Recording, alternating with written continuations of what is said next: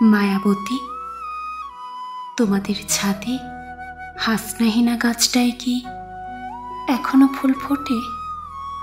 আগের মতোই তুমি কি বসো সেই গাছের নিচে মাদুল পাটি বিছিয়ে নিঃশব্দে?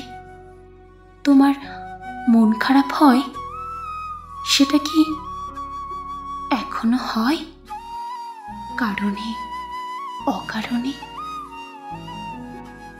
তুমি তো একজনকে ভালোবেসেছিলে, কিন্তু সেই ভদ্রলোক তো মেনে নেয়নি।